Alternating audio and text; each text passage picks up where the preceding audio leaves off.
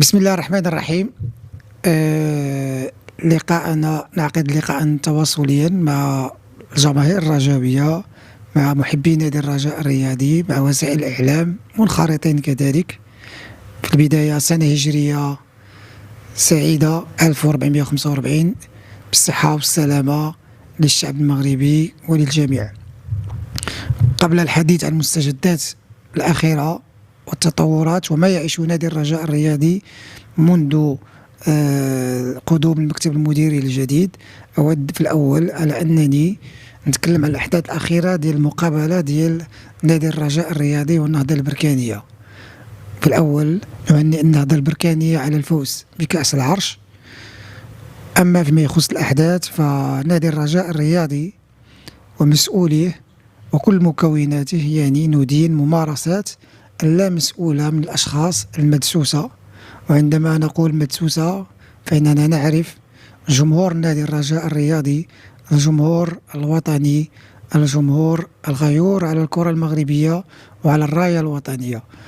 الناس المدسوسة أو الأشخاص المدسوسة وسط الجماهير الهدف ديالها كان هو خلق الفتنة وخلق البلبلة، وكذلك إعطاء واحد الصورة غير مشرفة للجماهير الرجاوية. وبالتالي احنا يعني كنادي يعني مسائل على أننا يعني كنقولوا على أن يجب احترام القانون ويجب احترام كذلك المؤسسات. وعندما نقول مؤسسات نخص بالذكر الجامعة الملكية المغربية والرئيس الجامعة الملكية وأعضاء الجامعة الملكية المغربية لكرة القدم. حنا كنعرفوا بأن الدور كبير اللي لعبته الجامعة واللي لعبوا فوزي القجع في تطوير كرة القدم المغربية، في تطوير الأندية المغربية. ما جاء به منذ انتخابه إلى اليوم فهو شيء يشرف، آخرها الانتصار في الكاف والانتخابات الأخيرة. وبالتالي فاحنا يعني ميمكنش نكونوا جاحفين ونكونوا كنتكلموا بأشياء يعني غير صحيحة وغير موجودة، خصوصا أن جماهير أو بعض الناس أو بعض المكونات في نادي الرجاء الرياضي دائما كتتكلم على المظلومية، ودائما كتتكلم على أن هناك أشياء تحاك ضد نادي الرجاء الرياضي. نادي الرجاء الرياضي احنا إذا كنا انهزمنا في مناسبات أو في مقابلات فيجب تحمل المسؤولية كمسؤولين كلاعبين كطاقم تقني، ونقولوا احنا انهزمنا بكل روح رياضية. اليوم نادي الرجاء الرياضي بمكوناتها أعيدها وأكررها يجب احترام القانون، يجب احترام المؤسسات. أما التصرفات الغير مسؤولة أو المسائل أو الشغب فهذا لا يمت بالرياضة ولا يمت بالروح الرياضية بصفة. مستجدات نادي الرجاء الرياضي هو أننا منذ انتخابنا كرئيس مكتب مديري يعني عشنا واحد الظروف اللي هي صعيبة، وعشنا واحد الظروف اللي هي نقدروا نقولوا بأن تصعب علينا حنا كمكتب مدير أننا ننجحوا، ولكن يعني بحكمة وبإرادة وبعزيمة أعضاء المكتب المديري مشكورين على المجهود اللي كيقوموا به. اليوم كاين واحد التحول كبير في نادي الرجاء الرياضي بناء على المسار اللي سطرناه منذ انتخاب ديالنا كرئيس النادي والمكتب المديري. اليوم تكلمنا على تصحيح المسار، تكلمنا على الهيكلة الإدارية وحنا نشتغل على ذلك، الهيكلة المالية وأنا غادي نتكلم فيها بتفاصيل، والهيكلة التقنية بما فيها الفريق الأول والفئات السنية الأخرى. فيما يخص الفريق الأول كتعرفوا بأن منذ مجيئنا حنا كمكتب مديري والتحديات اللي لقينا والصعوبات لقينا بأن الطاقم التقني فهو يعني في صحية ظروف صحية كاين غير مواتية للعمل. حاولنا نتفاداو الدخول في مسائل ديال النزاعات والاتحاد الدولي، وحنا كنعرفوا بأن في مثل هاد الملفات فدائما الاتحاد الدولي دائما كيمشي عند المدرب واللاعب. ما بغيناش نديروا بحال اللي كيديروا الناس اخرين، يعني تمشي النزاعات وتمشي الفيفا وتكون احكام كبيره وقاسيه على النادي. حاولنا نعالجوا الوضع او الموضوع بحكمه ورزانه. تم توقيع واحد البروتوكول مع مدرب الفريق أما الطاقم التقني فهو توصل بجميع المسائل ديالو أو الأمور ديالو المالية كاملة، تقريبا 100 مليون اللي خدا الطاقم التقني، والمدرب كذلك تقريبا خدا نفس الشيء، بالإضافة إلى أشطر أخرى يخدم في مناسبات يعني قادمة إن شاء الله. المستحقات الكبيرة اللي كانت عند الطاقم التقني خصنا نعرفوا بأن هذا الطاقم التقني كان كيكلف النادي تقريبا واحد 70 مليون يعني كراتب شهري، إلى زدتي المنح فهو نقدر نوصل حتى ل 100 مليون. إذا في الإطار الاستراتيجية ديالنا جديدة من غير المسائل التقنية، فكان من الضروري على أننا نشوفوا طاقم تقني آخر يوازي ويواكب الطموحات لا التقنية ولا المالية. تم ذلك بالفعل، والنادي يعني غير في هذا الملف بوحده فوضع رانا إشارات هذا الطاقم التقني تقريبا أكثر من 200 مليون كما قلت. التحديات اللي جات من بعد هو الطاقم التقني الجديد، هل واش نوقعوا معاه الآن أو نخليه حتى من بعد. التوقيع ديالنا أو يعني الطريقة باش بغينا نعالجوا الوضع هو أننا عندنا مقابلة ديال النصف النهائي ديال كأس العرش ضد نادي الوداد الرياضي، وعندنا إن شاء الله كنا كنقولوا إلا دزنا النهائي مباشرة بعد ذلك كاينه كأس العربية. إذا كان الاختيار على أننا نتعاقدوا مع مدرب تقني وطاقم تقني في ذاك الوقت، أولا للتعرف على محيط النادي، تعرف على اللاعبين، وخصوصا أننا نوجه فريق تنافسي ويوازي طموحات النادي والجماهير للسنة المقبلة، خصوصا أننا ضمن الاهتمامات ديالنا وأننا نكونوا في المرتبة الأولى في البطولة الاحترافية للموسم القادم وكأس العرش بطبيعة الحال، لأن هذوما الواجهات اللي غادي نلعبوهم لحد الساعة. اليوم تعاقدنا مع المدرب بعد ما جاتنا عده ديال بزاف ديال لي سيفي اللي كانوا جاو، وتم التوقيع مع مدرب الماني اللي الراتب الشهري ديالو هو والطاقم التقني اكثر من نصف ما كان يتقاضاه الطاقم التقني القديم.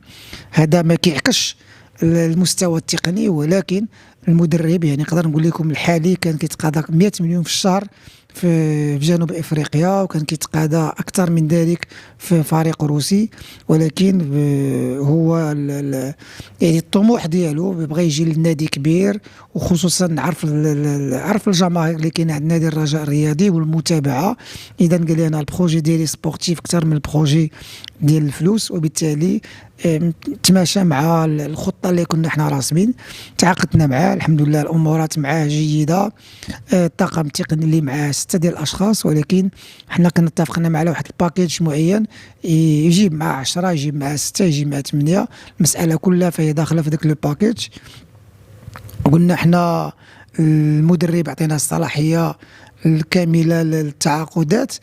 عندنا لاعبين يعني بالمناسبه اللي هما حاليين تقريبا يعني، وهذا صعيب يكون فريق محترف 72 لاعب، وهذا شيء يعني ما اي واحد كتقول له بان فريق احترافي عنده 72 عقد احترافي يعني الا وكي يعني كيتصطدم بهذا الواقع المرير اللي هي مساله جات تراكمات ديال السنوات السابقه. اذا عندنا التعاقدات. دابا حنا اليوم كنتكلموا غير على الشق ديال الفريق الاول، لان الاغلبيه كيتكلموا على الفريق الاول، وغنتكلموا فيه باش يعرفوا حتى الراي العام شنو هي العوائق اللي كاينه عندنا حنا كمكتب مديري. طاقم تقني جبناه جديد، عندنا 72 عقد احترافي، عندنا واحد المجموعه ديال واحد اللاعبين. صراحه الامور اللي كانت في الفريق الاول فهي امور لا تشرف بتاتا نادي الرجاء الرياضي. ما كاينش انضباط، ما كاينش تعاون، كاين انفلاتات كبيره، كاين جروبات، هادشي كله كنا كنشوفوا هذا. حاولنا ما امكن كمكتب مديري ان نتجاوزوا هاد الصعوبات ونحاولوا ندخلوا اللاعبين بواحد الجو، خصوصا كانت عندنا مقابله ديال النصف النهائي. استطعنا في واحد الظرف وجيز اننا نخلقوا واحد الجو ونخلقوا واحد المجموعه متجانسه، واللي كان شد معنا الطريق راه شد معنا الطريق، واللي كان مشى راه مشى. هذه مساله حنا مع الطاقم التقني لعبنا الدور هذا وحاولنا واستطعنا في لحظات على اننا نديروا هذه الفكره عند اللاعبين ديالنا. وكذلك كنا كنفكروا في المستقبل. التعاقدات اليوم كتعرفوا بان المنع عند نادي الرجاء الرياضي 1,200 مليون ديال المنع، هي احكام نهائيه احكام ما عندكش كيفاش تقدر تخلص منها الا وانك تادي هذا المبلغ هذا لهذوك الاشخاص. السيستم اليوم ديال الفيفا او السيستم ديال التعاقدات خصك ملف بملف تبين بانك خلصتي باش تقدر دير تعاقدات. اذا حنا مكتب مديري عندنا مليار و200، عندنا تعاقدات ديال اللاعبين اللي بغينا نتعاقدوا معهم ونسدوا الخصاص ديالنا، وعندنا كذلك هذوك 72 عقد اللي حنا خصنا ما امكن اننا نديروا تفاوضات ونخلصوا هذوك الناس باش ما يوليوش حتى هما نزاعات، ويجي من بعد العام الجاي عاوتاني نلقاو راسنا كنطيحوا في نفس الاشكال. مسألة أخرى اللي لقينا في النادي، لقينا 4 ديال اللاعبين اللي هما بداو مسطرة ديال الاتحاد الدولي، اللي هو روجي أهولو اللي هو اللاعب اللي كان مشى لتنزانيا سيلا، اللي هو المهم 2 لاعبين آخرين اللي هما مازالين حاليا معنا اللي بداو مسطرة ديال الفسخ. اكسيل مايي كذلك. هادو كلهم ملفات اللي كانوا عند الفيفا، حنا غير حطينا رجلينا لقينا هاد الملفات. مثلا اكسيل مايي كملت لا بروسيدور بحال هاد النهار هذا في الموسم الجاي غنلقاو عندنا المنع ديال واحد 800 مليون ديال فقط ديال اكسيل مايي. باش الناس تفهم ملف اكسيل مايي فهو ملف كبير، ويعني خصو يتعالج بواحد الطريقه اللي تكون فيها واحد الحكمه والرزانه، لان صراحه انتدب لاعب ب 400 مليون من طنجه. هاد 400 مليون تخلصت منها فقط 200 مليون، وطنجه مازال لحد الساعه كتسال 200 مليون.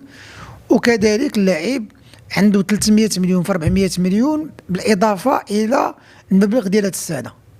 اذا هذه كلها مسائل، يعني 3 الحوايج: المنع، التعاقدات الجديده، اللاعبين الحاليين اللي ما عندهمش المنح والاشطور ديالهم، والحاجه الرابعه هاد يعني مستقبل النزاعات مع اللاعبين اللي كاين عندك الان والثقل ديالهم فيما يخص التكلفه.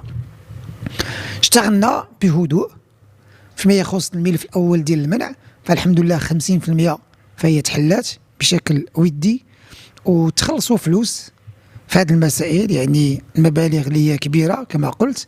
اليوم فقط بقى عندنا الاشكال في واحد 6 مليون درهم، وحنا كنحاولوا ما امكن على اننا نتغلبوا على 6 مليون درهم باش باش اللاعبين ديالنا في الوقت المحدد يكونوا جاهزين باش يلعبوا في نادي الرجاء هذه، وان شاء الله غادي يكون خير في هذه المساله.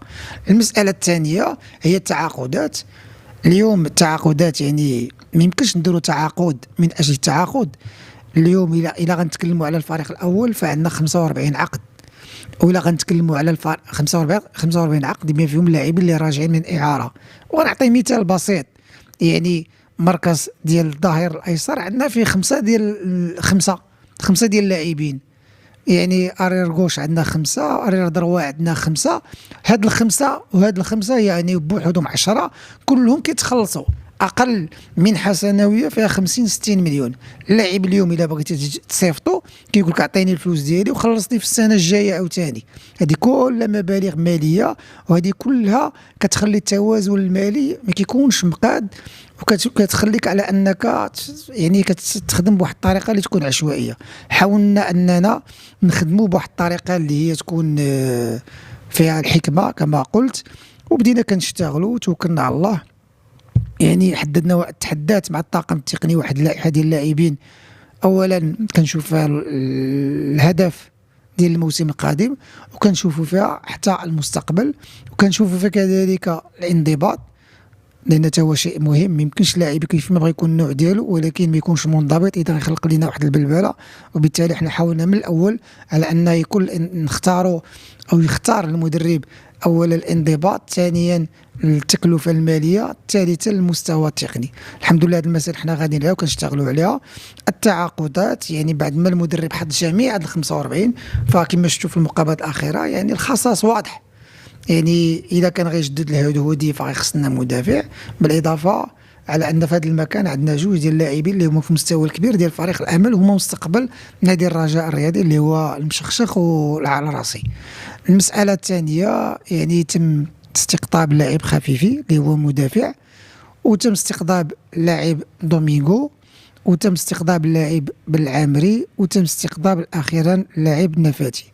غير باش نعرفوا باش نكونوا واقعيين، الصورة اليوم اللي عند اللاعبين في التعاقدات، يعني نتوما كتعرفوا أي واحد كتجبد له الرجاء اليوم تيقول لك المشاكل المادية الخلاص. هاد اللاعبين غير باش تجيبهم باش تقنعوا بيجي يعني كنلقاو فيها مجهود. وحتى إلا قبل تيقول لك خصك تعطيني واحد أكثر من 30 ولا 40% من ناحية ديال التوقيع. خسرنا في هاد التعاقدات أكثر من 400 مليون في التعاقدات.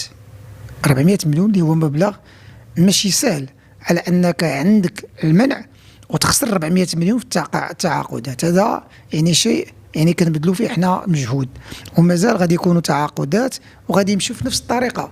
لان اليوم الا غادي نتكلموا على التعاقدات راه تنتكلموا على لاعبين اللي من الخصاص ماشي التعاقد من اجل التعاقد.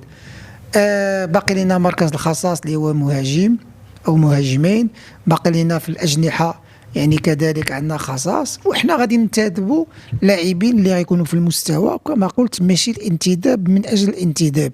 ماشي انا غنتدب لاعب نجيبوا اعاره ب 380 مليون والنادي ما غيستافد حتى شي حاجه في الموسم القادم. حتى الا جبنا لاعب ب 380 مليون خصنا نعرفوا بان هذا اللاعب راه غادي نبيعوه والفريق غيستافد، غيكون فيها استثمار. الا جبنا لاعب بواحد 300 وعندنا، ولكن كنقولوا بان العام الجاي راه غادي نبيعوه لشي فريق ويجلب لينا موارد ماليه جديده. ولكن ننتدبوا او اننا نبقاو نتزايدوا مع انديه اخرى، فهذه مساله غير يعني مقبوله وما غتكونش في نادي الرجاء الرياضي في المستقبل. المسألة الثانية هي الثالثة، هما المنح السنوية ديال اللاعبين. حاولنا تقريبا جزء من المستحقات الماليه ديال اللاعبين على اننا نصرفوها وصرفناها. وهذوك اللاعبين اللي كانوا غادي يمشيو للفيفا كذلك فهم صرفنا لهم خلصناهم كما باش نكونوا واضحين. فاللاعب اهولو تخلص، اكسل مايتا هو تخلص باش حبسنا ديك لا بروسيدور، واللاعبين الاخرين حتى هما كذلك. هذه العمليه بالضبط خسر غير هاد الربعه اللاعبين خسرنا فيها 400 مليون، بالاضافه 400 مليون ديال التعاقدات، بالاضافه ل 600 مليون ديال المنع. المبلغ اللي هو ماشي سهل، مليار و400 مليون في طرف ديال شهر ونصف. زيد عليها المنح السنويه ديال اللاعبين اللي خداو، يعني كلهم جزء، هذا 30 هذا 40 هذا 20 على حسب كل واحد. تزيد عليها الشهوره لي صالير اللي ما كانوش مخلصين عند الاطر الاداريه، تزيد عليها عده اشياء. هادشي كله اليوم حنايا في هذه المده الوجيزه البسيطه فحنا تغلبنا عليها وغاديين في المسار ديالنا اللي هو مسار صحيح. كنبنيو فيه فريق مستقبلي، كنحاولوا نحيدوا الارث الثقيل ديال سميتو الثقل الثقيل ديال النزاعات، وكنحاولوا النادي يتفادى في المستقبل واحد النزاعات اللي كبيره وثقيله، ماشي اللي كيف ما داروا الناس السابقين. يعني يسمحوا لي اليوم انا كنشوفوا بان غير المقبول وغير الواقع. يعني مسألة على أننا لاعب اليوم كان باغي 30 مليون ولا كان باغي 40 مليون كنخليوه يمشي لليتيج، واليوم ولا كيدي 600 مليون 500 مليون. هذه مسألة اللي هي غير مقبولة بتاتا، مسؤولية كيتحملوها الناس اللي كانوا كيسيروا ذاك الوقت. ولكن دابا حنا اليوم ما كنشوفوش الوراء، كنشوفوا الحمد لله المستقبل. لذلك حنا اليوم كنبغيو نعطيو للجماهير بعض الإكراهات اللي كاينه عند المكتب المديري اللي حنا غادي نتغلبوا فيها بالمجهودات ديالنا، حنا بالمجهودات ديال المكتب المديري، بالتشجيع ديال الجماهير والمسانده ديال جميع مكونات نادي الرجاء الرياضي. ان شاء الله الفريق غادي يرجع للسكه ديالو الصحيحه. ملي كنا كنتكلموا على 10 المليار ديال الديون، بالفعل فراه 10 المليار واكثر. وحنا اليوم هاد 10 المليار الى بغينا نخليو هاد اللاعبين يمشيو للنزاعات راه العام الجاي تلقاوها 13 14. اذا العمل ديالنا هو اننا نحاولوا النادي ما يدخلش في هاد الصراعات وفي هاد النزاعات باش الفريق ان شاء الله يوقف على رجليه في السنه المقبله. فيما يخص هادشي اللي نقدر نقول في المساله ديال التعاقدات. المساله ديال التعاقدات التقنيه او اختيارات اللاعبين، فهناك لجنه تقنيه خاصه اللي كتخدم في هذا الامر ديال التعاقدات والتركيبة البشرية خارج عن إطار المدرب. يعني المدرب صحيح على أننا كتكون مشاورات معاه، صحيح على أن المكتب المديري كيبدي الرأي، ولكن هناك واحد اللجنة تقنية مختلطة اللي فيها واحد الكفاءة وواحد الحنكة باش كتقدر تعطينا القرارات ديالها، ويعني كيتخذ القرار يعني مشترك بين الجميع. الاسماء ديالهم ما تعرفهم في الوقت المناسب. الفريق اليوم بعد ما لعب النهائي ديال كأس العرش اليوم كيستعد للرحيل لقطر. غدا ان شاء الله غادي يرحل لقطر. مشكور نادي السد اللي عطانا هاد الدعوة هذه، يعني التكلفة كاملة لهذا السفر والاستعداد بالفندق بالإقامة بالطائرة، وهذا كيعطي واحد القيمة، وكيبين بأن نادي الرجاء ديالو القيمة ديالو في الأوساط العربية على أنه نادي كبير وعريق. مشكورين النادي السد. الاستعدادات للكأس العربية فهي غتكون بهذه المقابلة، وغادي يمشي الفريق غادي يمشي للكأس العربية 23 لإجراء المقابلات وتشريف الكرة المغربية. وكما قلت فالهدف ديالنا أولا نشرفوا الكرة المغربية، ولكن ماشي على حساب على أننا نكون منهكين بدنيا وما نستعدوش للبطولة اللي هي الهدف الكبير عندنا حنا، هي البطولة الموسم القادم وكأس العرش. مسائل أخرى تقنية، المدير التقني سيتم تعيينه في وقت يعني من القدام. المسؤولين عن المدرسة، المسؤولين عن الأكاديمية، احنا نشتغل عن هيكلة يعني شاملة فيما يخص الشق الإداري. فتم تعيين عدة أطر في نادي الرجاء الرياضي، لأن يجب تقوية المؤسسة، يعني مؤسسة نادي الرجاء لازم تقوى. واليوم الحمد لله هناك شباب وشابات اللي كيشتغلوا خدامين بكل تفانين، مشكورين لأنهم كيديروا واحد العمل كبير. نتمنى حد موفق نادي الرجاء الرياضي، ونتمنى من جماهير نادي الرجاء الرياضي الدعم. ونتمنى على أن اليوم غير باش نوضح أكثر واخا غنرجع أن صورة النادي يعني في مثل الأحداث اللي وقعت في بركان، فاحنا كان عندنا مستشهر في كأس العرب اللي هو يعني كان عاطي واحد المبلغ اللي هو كبير أكثر من 200 مليون، كان عاطي في 3 ديال المقابلات. يعني ملي كان عندنا العقد غادي يتوقع يوم الاثنين، يعني بعد مورا ديك الاحداث ومورا ما سمعوا هاد الناس، فهما تراجعوا على هذا الاستشهار، على يعني تراجعوا على باش يعطيونا هذا السبونسور هذا. وحنا كنتفاهموا لان ما كاينش شي واحد كيبغي يربط الاسم ديالو بالشغاب، ولا انك تقول له راه مندسين او بعض المحسوبين. ولكن يعني حنا مستقبلا بغينا الجمهور ديالنا يكون ذكي، يستعمل الذكاء ديالو. حنا عارفين ان جمهور الرجاء هو ذكي، باش مثل هذه التصرفات الغير رياضيه والتي لا تليق باسم نادي الرجاء يعني ما تكررش. حنا اليوم نادي الرجاء الرياضي بلاعبين بتقنيين غنديروا كل شيء اللي علينا باش الفريق يرجع للسكه ديالو الصحيحه، باش الفريق يكون في واحد الحله جديده. ولكن الجمهور كذلك لازم تا هو خصو يدعمنا ويساندنا. الدعم المسانده ماشي هي انك تقول لهم حنا ندعمك او نساندك، ولكن الدعم هو ما يكونش شغب. صورة الفريق دائما تكون في واحد الحله اللي هي مزيانه وتكون ممتازه. نجدد يعني ماشي اعتذار، ولكن نجدد يعني كان اولا نبغي نشكر، نسيت ما تكلمت على السلطات ديال مدينه الرباط والسيد الوالي السيد يعقوبي على المجهودات الكبيره اللي قام بها يوم المقابله. وكان كان تواصل دائم في الصباح، والجماهير جات مع 8 الصباح. نشكروا السيد الوالي ونشكر السلطات المحليه والسلطات الامنيه والوقايه المدنيه والجميع على الدور الكبير اللي قاموا به في المقابله ديال كاس العرش. ونتاسفوا على الاحداث اللي وقعت. نشكروا الجامعه على الدور الكبير اللي قامت به التأمين هذه المقابلة.